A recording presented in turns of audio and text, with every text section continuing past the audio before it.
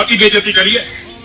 और अगर तू अपने बाप की औलाद है ना तो अलीगढ़ का बुलडोजर चला के दिखा। जो बेइज्जती करी है मेरी, सारी जिंदगी से भूलूंगा नहीं, इसे भूलूंगा नहीं। आज जो केवल मैं अपने बच्चों के लिए लड़ रहा हूँ, ये गलती है मेरी, और तू राजा बन के बैठ गया। अगर कोई हमारे यहाँ साधु है, साधु होने का मतलब आप रिकॉर्ड निकाल के रिकॉर्ड निकाल लोगे, कोई इनमें से चोर मानना है कि मजहब नहीं सिखाता आपस में बैर रखना। हम लोग सनातन संस्कृति से आते हैं, हिंदू धर्म से आते हैं, लेकिन हमारा दोस्तों, बुजुर्गों, बच्चों, नौजवान साथियों, इस्लाम की पर्दानशीन ख़वातीन उम्मत, अस्सलामु अलैकुम वरहमतुल्लाहि वबरकातुहू। ऐसे ही लोगों की ज़रूरत है मेरे इस मुल्क को, इस तरह के अमन पसंद लोगों की ज़रूरत है मेरे इस मुल्क को। जब इस तरह के लोग इस मुल्क में रहेंगे तो मैं यकीन के साथ कह सकता हूँ हमारा ये मुल्क तरक्की करेगा, हम तरक्की करेंगे, हमारे बच्चे तरक्की करेंगे। अल्हम्दुलिल्लाह। आपने देखा एक हैवान, एक दरिंदा जिसने हमारे नबी पाक सल्लल्लाहु अलैहि वसल्लम की शान में गुस्ताखी भरे अल्फाज कहे, तो उस पर हिंदुस्तान भर में, मुल्क भर से उस पर FIR दर्ज कराई गई, शासन प्रशासन से उसको सज़ा दिलाने की मांग की गई, प्रोटेस्ट किए गए। मुसलमानों ने, हिंदुस्तान भर के मुसलमानों ने प्रोटेस्ट किया। इसी के साथ हिंदू भाई भी हैं इस मुल्क के अंदर ऐसे, इस तरह के जो अमन चाहते हैं, जो सुकून चाहते हैं। इसकी पोल खोल करके रख दी इस तरह के ढोंगी बाबाओं की, इस तरह के पाखंडियों की। और मैं दिखाना चाहता हूँ आप लोगों को वो वीडियो, और मैं एक वीडियो आपको ऐसी भी दिखाऊंगा जिसमें ये बदबख्त योगी आदित्यनाथ जी जो उत्तर प्रदेश के CM है, उनको भी बुरा कह रहा है। उनको भी, उनके खिलाफ जिस वक्त इसको एक मरतबा पुलिस ने अरेस्ट किया था ना, तो उस वक्त इसने योगी आदित्यनाथ को भी नहीं छोड़ा था। उस वक्त में इसने उत्तर प्रदेश के CM को भी गालियां दी थी, बहुत गलत बोला इसने। मैं आपको दिखाना चाहता हूँ। पहले आपसे गुजारिश है, इस वीडियो को मुकम्मल देख लें, तभी कुछ समझ में आएगा। पहले आप इस वीडियो को देखें जो मैं आपको दिखाने के लिए जा रहा हूँ कि इस मुल्क में अमन पसंद लोग हैं। वाकई यकीन के साथ कह सकता हूँ, जब इस तरह के लोग इस मुल्क में रहेंगे तो हमारा ये मुल्क तरक्की करेगा, हम तरक्की करेंगे, हमारे बच्चे तरक्की करेंगे। ये सब खुराफातें जब ख़त्म हो जाएंगी तो आदमी काम पे ही ध्यान देगा, तरक्की पे ध्यान देगा। लेकिन उलझा करके रख दिया इस देश में इस तरह के नफरती लोगों ने। इस देश के लोगों को इस तरह की बातें कर करके उलझा करके रख दिया, बर्बाद कर दिया, तबाह कर दिया, इस मुल्क में आग लगा करके रख दी। आइए देखते हैं ये कितना अच्छा पैगाम दिया इन लोगों ने, कितनी अच्छी बातें कही इन्होंने।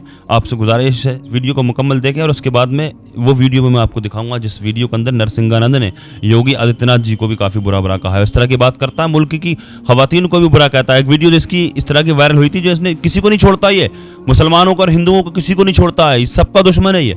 इसने कहा था कि मुसलमान की लड़कियाँ इस तरह से चलती हैं और झुक करके चलती हैं, और हिंदुओं की लड़कियाँ छाती दिखा करके चलती हैं। इस तरह की बयानबाजी भी की है। सोशल मीडिया पर आपको वो वीडियो मिल जाएगी और आप देख सकते हैं। पहले आप इस वीडियो को देखें, उसके बाद में मैं वो भी वीडियो आपको दिखाने वाला हूँ।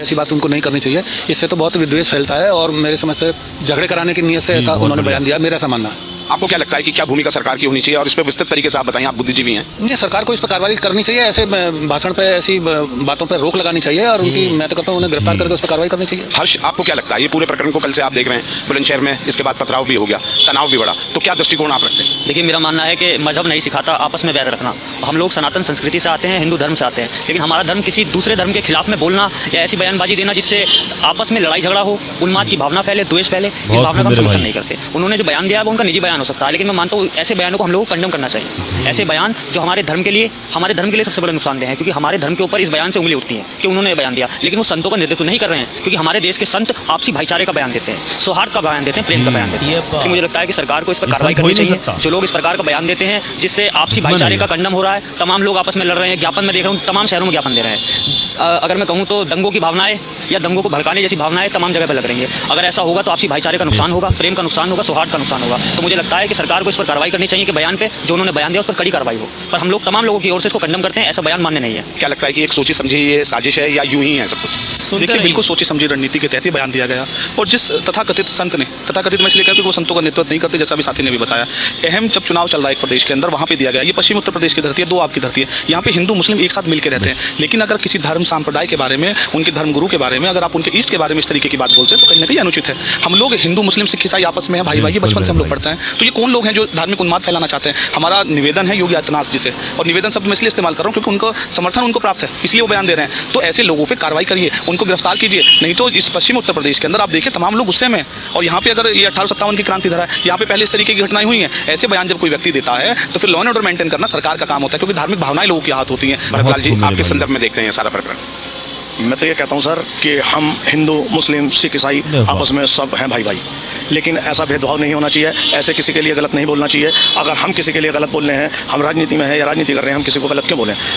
अच्छे शब्दों का प्रयोग करें, अच्छे शब्द बोलें, ये वो होता है। किसी को गलत बोलने से या किसी को गलत कहने से वो नहीं होता। आपने तो गेरुआ भी धारण किया हुआ है। जी, और वो गेरुआधारी हैं जिन्होंने बोला तो उन्होंने गलत बोला है।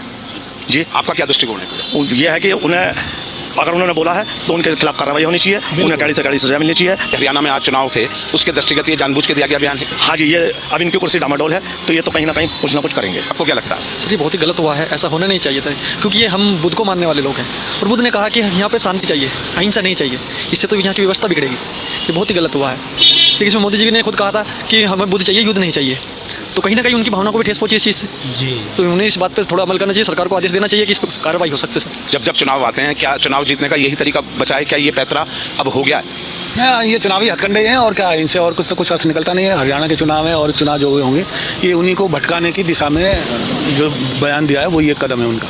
उसी तहत लगता है? उसी के तहत हमें लगता नहीं है, ये है।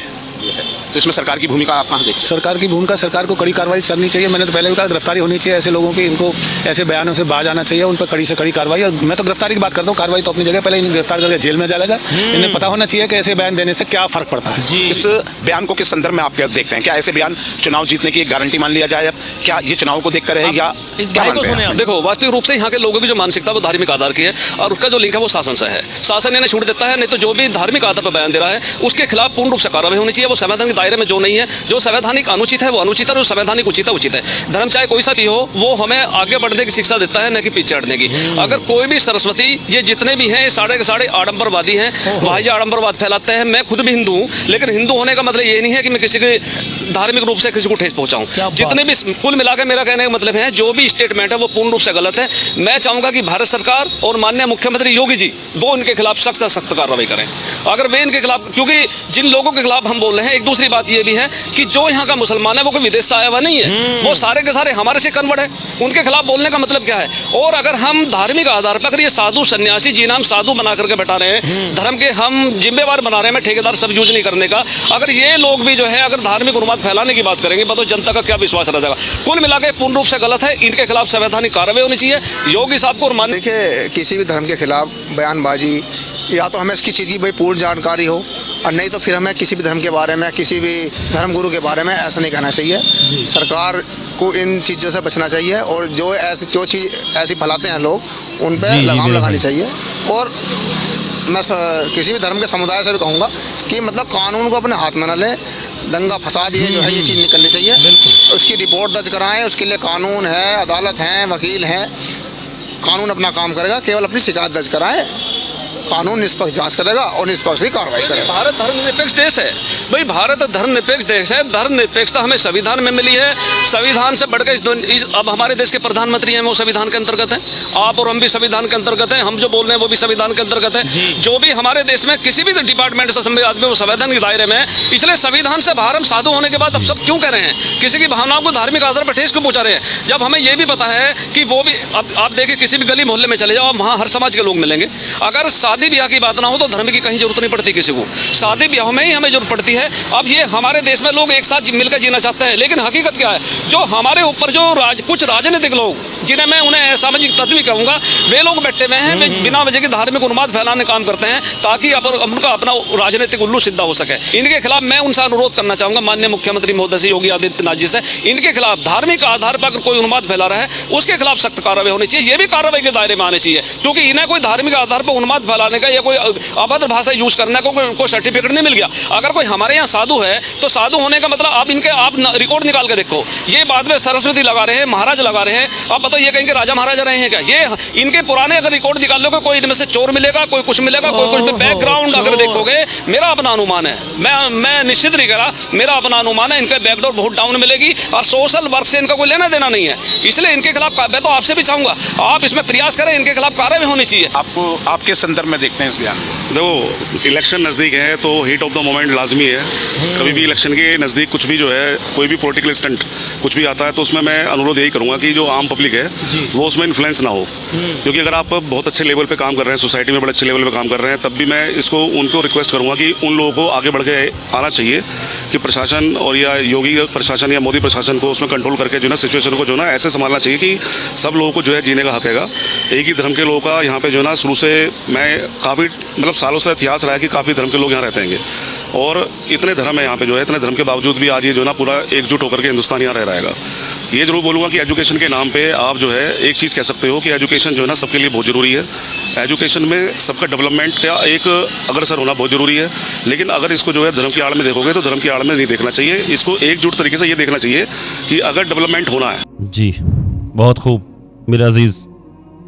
ये अमन पसंद हिंदू जो सुकून चाहते हैं, जो अमन चाहते हैं, जो तरक्की चाहते हैं, अपनी अपने बच्चों की, इस मुल्क की तरक्की चाहते हैं, जो डेवलपमेंट चाहते हैं। लेकिन ऐसे डेवलपमेंट नहीं होगा जब इस तरह के नफरती लोग इस मुल्क में रहेंगे, जो नफरत की आग बोने का काम करेंगे इस मुल्क के अंदर। अच्छा, मैं पूछना चाहता हूँ योगी आदित्यनाथ जी आपसे, आप एक भगवाधारी हैं, आप भगवाधारी हैं और आप योगी हैं, शायद साधु संत में से ही आते हैं ये भी। तो जो साधु संत होते हैं तो वो एक अमन का पैगाम देते हैं। जो भी धर्मगुरु होगा वो एक अच्छी राह दिखाएगा, कौम को अच्छी राह दिखाएगा ना, अच्छी बात करेगा, अपने मज़हब की बात करेगा। जिसका जो मज़हब होगा वो अपने मज़हब की बात करेगा, तो अपने मज़हब की अच्छाइयाँ बयान करेगा, तो तभी तो उसको कोई फॉलो करेगा। जब अच्छाई बयान करी जाएगी अपने मज़हब की, तभी उसके मज़हब को कोई फॉलो करेगा, तभी उसके मज़हब को फॉलो करेगा। तो मैं आपसे योगी आदित्यनाथ जी ये पूछना चाहता हूँ, आपने अच्छी सरकार चला रहे हैं, आप अच्छी सरकार चला रहे हैं, अच्छा किया आपने। जो भी दोषी होता है उसको आप सज़ा दिलवाते हैं, चाहे बुलडोज़र चलाने के अंदाज में, चाहे किसी भी तरह के अंदाज में आप सज़ा दिलवाने का काम करते हैं। जो भी गैंगस्टर थे या जो भी थे, माफिया थे, मैं उनका नाम लेना नहीं चाहता, आपकी नज़र में आपने उनको सज़ा दिलवाई, अच्छा काम किया। चाहे वो मुसलमान ही थे तो वो माफिया थे, आपकी नज़र में माफिया थे, या अवाम की कौम की नज़र में माफिया थे, आपने उनको सज़ा दिलवाई। लेकिन वो मुसलमान ही थे। अब उसमें ये नहीं कहा जा सकता कि सारे, अगर मुसलमान कोई माफिया है भी तो सारे मुसलमान एक से होंगे, सब तो एक जैसे नहीं हो सकते ना। तो आपने सज़ा दिलवाई और दिलवाते हैं आप। तो इसी तरह से जब मज़हब इस्लाम के अंदर कुछ लोग माफिया हो सकते हैं, तो इसी तरह से नफ़रत फैलाने वाले तो हिंदू मज़हब में भी हो सकते हैं। तो आपका काम है, आप एक सूबे के मुख्यमंत्री हैं, आपका काम है अदल करना, इंसाफ करना, तो आप इंसाफ करने का काम है ना आपका। लेकिन डीएसपी साहब, जो एक सोशल मीडिया पर एक खबर चल रही है कि डीएसपी साहब कह रहे हैं कि हमें नहीं पता नरसिंहानंद कहाँ चला गया। अरे शासन प्रशासन से बचकर के भला या कोई आदमी जा सकता है, कहीं छुप सकता है नज़रों से, पुलिस की नज़रों से कोई छुप सकता है। वो कह रहे हैं डीएसपी साहब कि मुझे नहीं पता कहाँ चला गया, हम तो खुद उसको ढूंढ रहे हैं, हम तलाश कर रहे हैं। जबकि डासना मंदिर से पुलिस उसको खुद लेकर के गई थी वहाँ से, ये बताया जा रहा है, दिखाया जा रहा है, उसको वहाँ से लेकर के गई थी। लेकिन क्या बात, ऐसा नफरती आदमी जिसने इस मुल्क में नफरत को बोने का काम किया, जिसने आतंकवाद को बढ़ावा देने का काम किया, जो योगी आदित्यनाथ जी आपको भी बुरा भला कहता है, और किस कदर इसकी बेइज्जती करी थी पुलिस ने पिछली बार। और इंशाल्लाह मुझे उम्मीद है इस बार फिर से यही होने वाला है, फिर यही होगा, फिर से रोता गिड़गिड़ाता नजर आएगा इंशाल्लाह। क्योंकि अगर इस तरह के अमन पसंद लोग हमारे मुसलमानों के पक्ष में आएंगे, जो हक की बात करेंगे, अगर इस तरह के लोग सामने निकल करके आएंगे, अगर योगी आदित्यनाथ जी आप इसको सज़ा दिलवाएंगे, इसको अदल करेंगे, इंसाफ करेंगे, तो ये फिर इसी तरह से गिड़गिड़ाता नजर आएगा। देखिए इस वीडियो। मैं प्रदेश के मुख्यमंत्री योगी जी से कहना चाहता हूँ, अच्छा मलून, हमें तो तुम्हारी पुलिस आज मलून ही है, बेइज्जती करी है। सलमान भाई की आवाज आ रही है पीछे इस वीडियो में। औलाद है ना तो अलीगढ़ का बुलडोजर चला के दिखा। मैं तो केवल अपने लड़कों के लिए लड़ने जा, औरतों की लाशों को घुमाने वालों का समर्थन कर रहे थे तेरे यूपी में। अब तू ये दिखा, तेरे बुलडोजर कर ले, जो हमें मार दे, मरना मंजूर है, जो कर सकता हो कर ले। हमारे साथ तेरी पुलिस ने जो बेइज्जती करी है ना, बदबख्त, आज जो बेइज्जती करी है मेरी, सारी जिंदगी से भूलूंगा नहीं, जिंदगी बेइज्जत रहेगा, भूलूंगा नहीं। आज जो केवल मैं अपने बच्चों के लिए लड़ रहा हूँ, ये गलती है मेरी। अब तू राजा बन के बैठ गया। देखा आपने किस तरह योगी आदित्यनाथ जी को भड़का रहा है, कह रहा है कि अलीगढ़ पे बुलडोजर चला के दिखा, और तेरा बाप और ये वो इस तरह की आपत्तिजनक बातें कर रहा है। योगी आदित्यनाथ जी ये वो आदमी है, ये नफरती आदमी है, किसी का नहीं हो सकता। क्यों इस तरह की बातें करते हो तुम लोग? क्यों इस तरह की, अरे अपने मज़हब की अच्छाई बयान करो ना, दूसरे के मज़हब पे क्यों उंगलियां उठाते हो? आपने जो तुम्हारे मज़हब में जो अच्छाई हैं उसको बयान करो। अल्हम्दुलिल्लाह उस नबी की शान में गुस्ताखी भरे अल्फाज करते हो तुम लोग, जिस नबी ने औरतों को जीने का अधिकार दिलाया, उस नबी की शान में गुस्ताखी भरे अल्फाज करते हो तुम। अरे जिस वक्त औरतों को, महिलाओं को हैज़ आता था ना, तो उस वक्त उनके खाना पीना, उनका रहना सहना सब कुछ अलग कर दिया जाता था, लेकिन ये अधिकार ये मेरे नबी ने दिलाया। अल्हम्दुलिल्लाह ये हक जिंदा दबा दिया जाता था। बच्चियों को जब पैदा किसी घर में होती थी, किसी का शौहर अगर मर जाता था, उसके शौहर के साथ में उसकी चिता में उसकी बीवी को, उसकी पत्नी को जिंदा जला दिया जाता था। लेकिन ये जीने का अधिकार, ये इज्जत औरतों को जो दिलाई, जो मेरे नबी ने दिलाई, जिस नबी की शान में तुम गुस्ताखी भरे अल्फाज करते हो। जी हाँ, अल्हम्दुलिल्लाह अल्लाह की बारगाह में दुआ है, अल्लाह तबारक व तआला इन लोगों को हिदायत अता फरमाए, अल्लाह पाक इन दुश्मनों को कैफर किरदार तक पहुँचाए, अल्लाह तबारक व तआला हमारे इस मुल्क में अमन व सुकून अता फरमाए, हिंदू मुस्लिम भाईचारा कायम फरमाए, अल्लाह तबारक व तआला दुनिया के तमाम मुसलमानों की इज़्ज़त व आबरू की, जान और माल की हिफाजत फरमाए। अस्सलामु अलैकुम व रहमतुल्लाहि व बरकातुहू।